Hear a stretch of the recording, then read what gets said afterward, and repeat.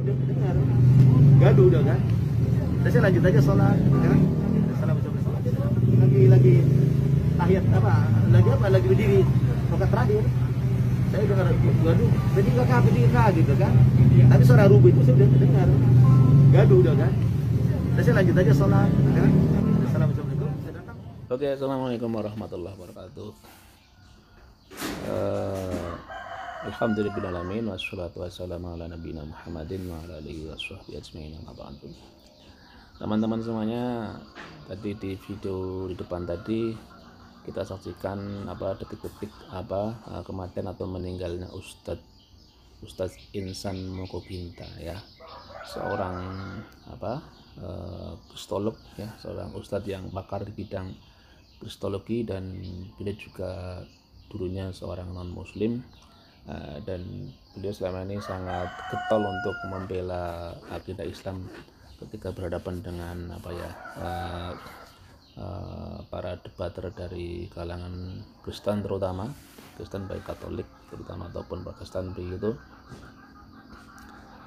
ya. Jadi beliau sangat besar jasanya untuk umat Islam ya.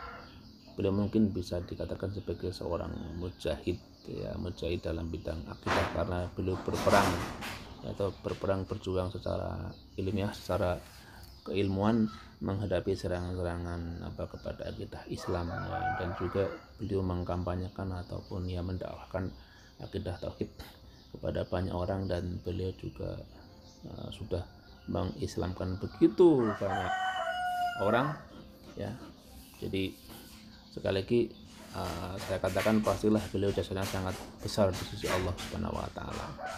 Jadi sehingga dengan jasanya yang seperti itu, saya pikir sudah sangat layak, sangat pantasnya, sangat layak, sangat pantas beliau diganjar dengan anugerah yang begitu luar biasa.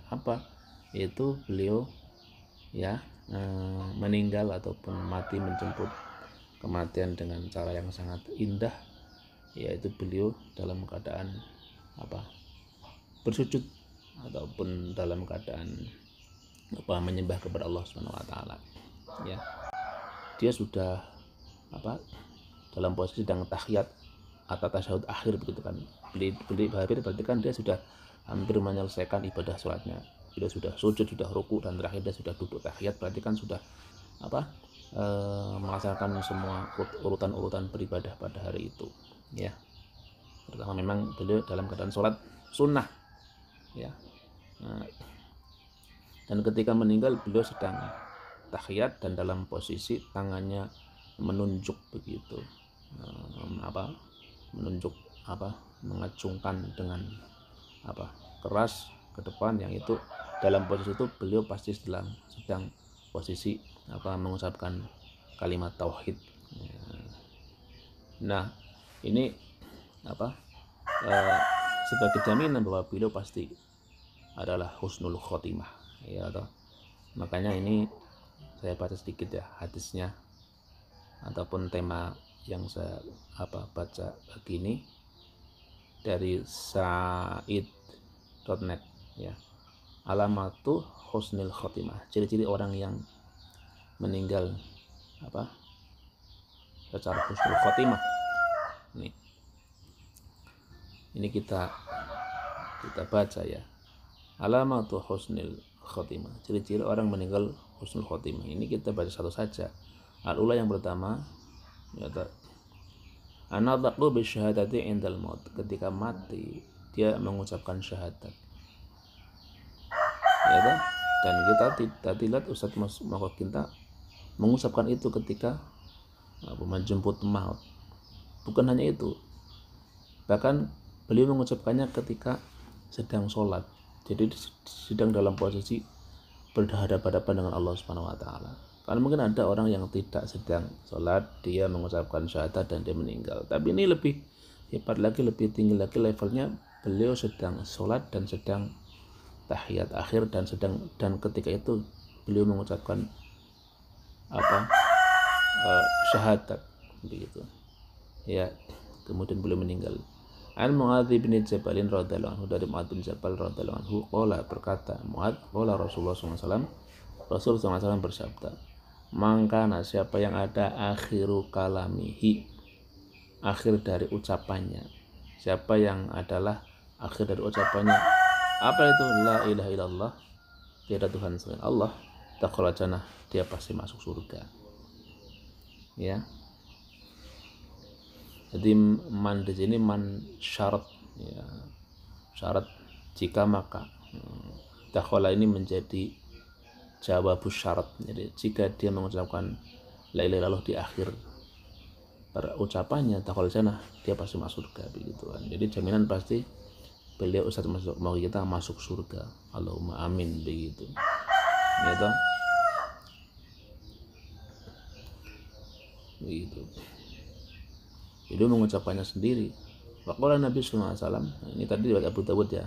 Yang berikutnya, waqala Nabi sallallahu alaihi wasallam, dan Nabi sallallahu alaihi wasallam bersabda, man luqina, siapa yang ditalkin, dituntun indal mauti, ketika mati, la ilaha illallah, la ilaha illallah, dia dituntun mengucapkan la ilaha illallah, dakhala jannah, dia masuk surga. Ya, siapa yang ditalkin, ya, dibimbing ketika mati la ilaha illallah, mengucapkan la ilaha illallah, dakhala jannah, dia masuk surga. Itu apa? Kalau secara alamiahnya si Ustadz Maulana tadi apa? Bukan hanya dituntun, dia mengucapkan sendiri. Dia dituntun oleh Allah Subhanahu wa taala untuk mengucapkan la ilaha illallah, begitu. Jadi Allah yang menuntun beliau untuk mengucapkan la ilaha illallah, dan itu adalah jaminan bahwa beliau masuk surga. Rawahu Ahmad. Ya, ini apa? Kita yakin sekali bahwa apa? Ustadz Maulana tadi itu beliau adalah orang yang meninggal secara husnul khotimah, karena ketika beliau mati dalam keadaan mengerjakan kebaikan, ya, dan apalagi yang kedua, ketika beliau mati dia tengah mengucapkan la ilaha illallah Muhammadur Rasulullah, itu pasti ciri yang sangat jelas bahwa beliau meninggal dalam keadaan husnul khotimah. Dan husnul khotimah inilah yang diharapkan oleh setiap muslim andaikan nanti dia menjemput ajal, ya.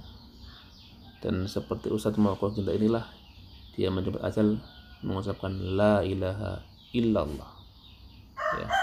Karena kalau kalimat itulah yang hendaknya menutup apa? Kehidupan kita, menutup akhir hayat kita.